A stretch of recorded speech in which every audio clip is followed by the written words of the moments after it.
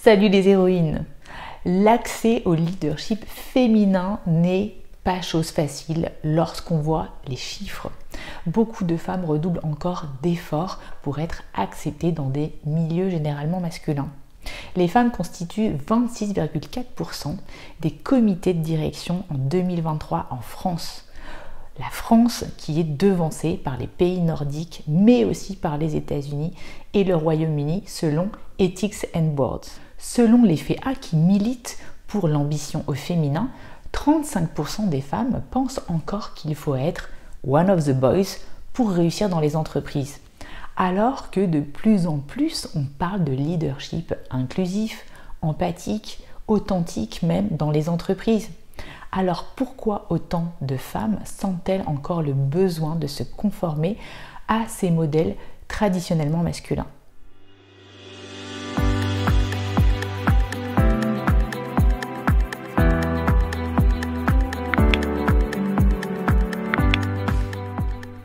Je m'appelle Sandrine Larive, je suis experte en douance et leadership au féminin. Et ma mission, c'est vraiment avec ma triple casquette d'hypnothérapeute, de coach et de mentor, de t'emmener vers tes plus hautes ambitions. Si tu veux commencer le voyage de l'héroïne, un voyage que j'ai spécialement conçu pour toi, n'hésite pas à télécharger l'e-book qui se situe sous la vidéo. Il y a un petit lien sur lequel tu peux cliquer.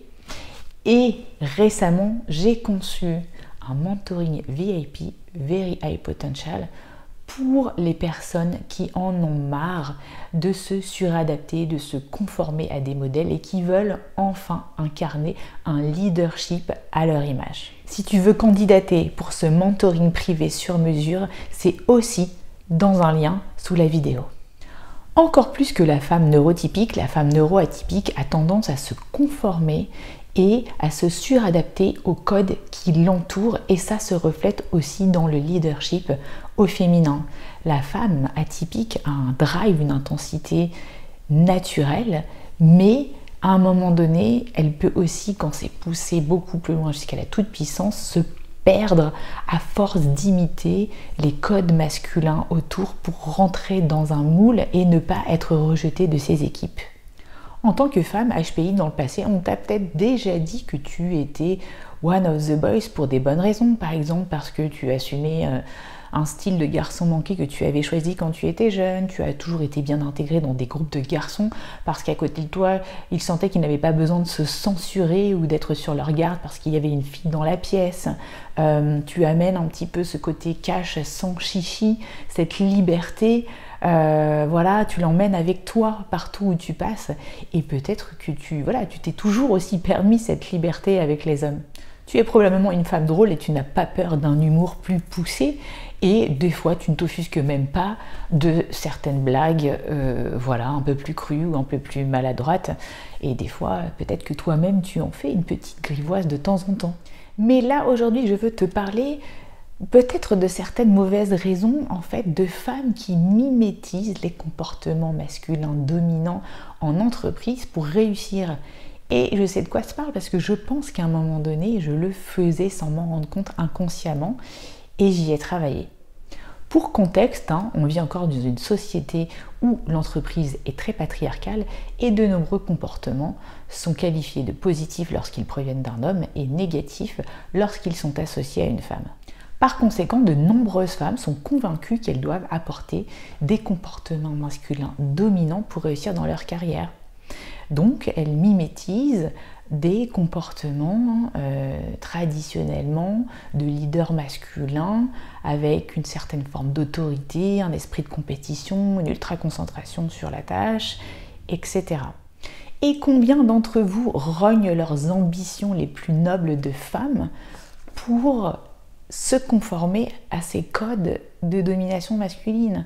Encore une fois, une personne me disait « J'ai la chance de ne pas avoir d'enfants et de ne pas être mariée, cela me permet de rentrer plus tard, les carrières se font après 18 heures. » Mais qu'est-ce qui arrive à force? Tu travailles 2 fois plus, tu deviens cette guerrière qui pense peut-être dégommer tout sur son passage, mais qui au fond ressent cette sensation lancinante que ça ne sera jamais assez. Tu penses toujours être une mauvaise collègue, une mauvaise mère, faire tout à moitié dans tes domaines de vie et tu es l'idée par un faux self dans lequel tu te perds et dans lequel tu oublies ta part féminine. Ton voyage de l'héroïne, ce n'est pas de lutter contre le patriarcat en rivalisant avec les hommes ou en essayant de les battre à leur propre jeu. Ton challenge, c'est d'inventer tes propres règles du jeu, même en entreprise, et d'assumer tes singularités dans leur diversité. C'est de trouver à l'intérieur de toi un équilibre entre le principe féminin et masculin, pas à l'extérieur. Et c'est ce que je vais t'aider à faire dans mon mentoring VIP, être un leader féminin à ton image. La clé aussi pour trouver ce bon équilibre comportemental, c'est de bien se connaître et de bien connaître son style personnel. Indra Nooyi, CEO de Pepsi, en a fait la preuve en montrant qu'elle pouvait être un chef honnête, avec une réputation de dur-et-cœur pour les autres, et en même temps faire équipe et être une femme soutenante. L'important, ça va être de miser sur tes talents naturels, qu'ils soient dits féminins ou masculins. Et c'est surtout de miser sur tes forces plutôt que d'essayer sans cesse de corriger tes faiblesses.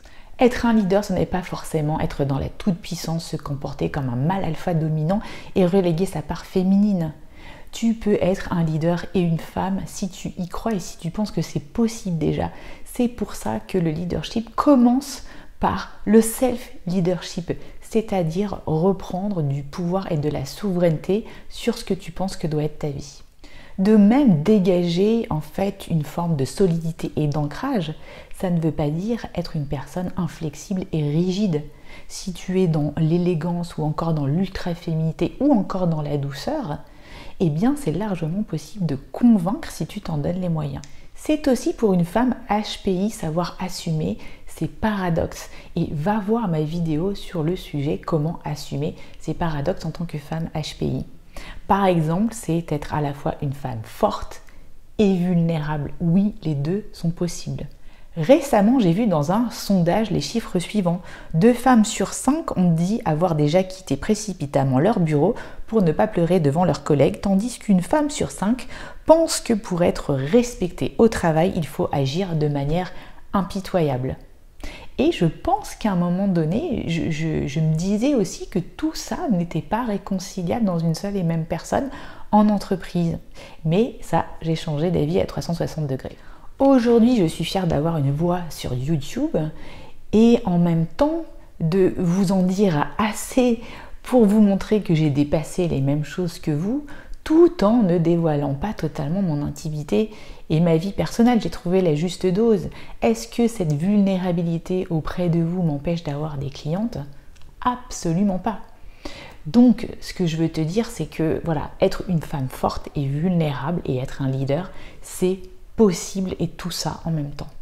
Et je suis vraiment convaincue que les femmes HPI seront le fer de lance d'un nouveau leadership au féminin avec des nouvelles règles et qu'elles vont inspirer les nouvelles générations de femmes. Et je voulais finir par un petit cri de ralliement de Katy Perry, dont peut-être tu connais la chanson One of the Boys. Cause I don't wanna be one of the boys, just give me a chance to prove to you tonight that I just wanna be one of the girls. Allez, salut les héroïnes, je vous dis à bientôt et n'oubliez pas de me laisser un petit pouce si vous avez aimé cette vidéo. Partagez-moi en commentaire ce que vous pensez de tout ça et je vous dis à très bientôt. Ciao!